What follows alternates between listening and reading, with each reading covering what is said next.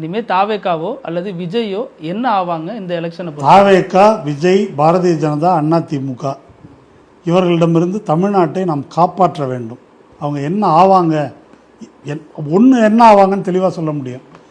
அவர் இப்போது அமித்ஷாவுடைய கைப்புள்ள விஜயா. ஆமாம், அதை மீறி எதுவும் செய்ய முடியாது. அவங்க தமிழ்நாடு அரசிடமிருந்து தப்பிக்க வேண்டும் அப்படின்னு சொல்லி ஒரு ஆங்கிலத்தில் இருக்கு இல்லையா, ஃப்ரையிங் பேன் டு த ஃபயர்னு சொல்கிறது, எண்ணெய் சட்டியிலிருந்து அடுப்புக்குன்னு. இங்கேருந்து தப்பிக்கிறேன்னு நினச்சா அடுப்பில் குதிச்சிருக்கிறாங்க. இப்போது சிபிஐ துல்லியமாக விசாரணை நடத்தும் என்று நான் நம்புகிறேன். இப்போ சிபிஐட்ட போயிருக்கிறது இருக்கு இல்லையா, அவங்களுக்கு வேண்டியது திமுக இல்லை.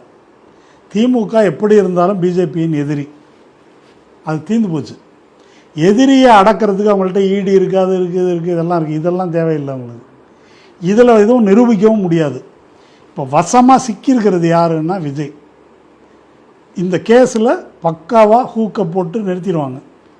இப்போ அந்த தீர்ப்பு அதுக்கு தகுந்த மாதிரி இருக்குது. இப்போ எல்லாம் இவங்க அந்த லிஸ்ட்டில் இருக்கிற அத்தனை பேருடைய வீட்டுக்கும் போய் சோதனை போடலாம். அவங்க மொபைல் ஃபோனை வாங்கினாலே போதும். மொபைலை கொடுங்க விஜய் அப்படின்னாக்கா அவருக்கு எல்லாம் சப்த நாடியும் ஒடுங்கிடும், முடிஞ்சது கதை. அதில் பல விவகாரங்கள் இருக்கலாம், யாருக்கு தெரியும் நமக்கு.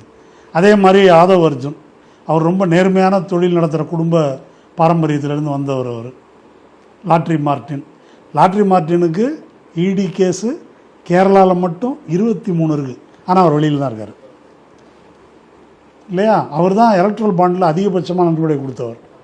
திமுகவும் கொடுத்துருக்காரு. திமுக இவங்கெல்லாம் கை நீட்டணுமான்னு யோசிக்கிட்டோம் அவங்க. அப்போ ஆதவ அர்ஜுனா அந்த சொத்தில் ஒரு பங்கு வாங்கிட்டு தான் அந்த தொழிலுக்கு வந்திருக்காரு.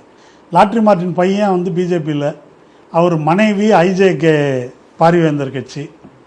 இப்போ மருமகன் இந்த வேலையை பார்த்துட்ருக்காரு. எல்லாம் ஒரு கூட்டணிக்கு வந்துட்டாங்க இப்போ, கரெக்டாக சரிதானா. இப்போது இதுதான் இப்போ இவங்க எல்லாருக்கும் மறைப்பதற்கு நிறையா இருக்குது. இது வரைக்கும் விஜய்க்கு எதுவும் இல்லாமல் இருக்கலாம். இப்போ ஆதவ அர்ஜுனா அவரையும் சேர்த்து கூட்டின்னு போயிட்டார்.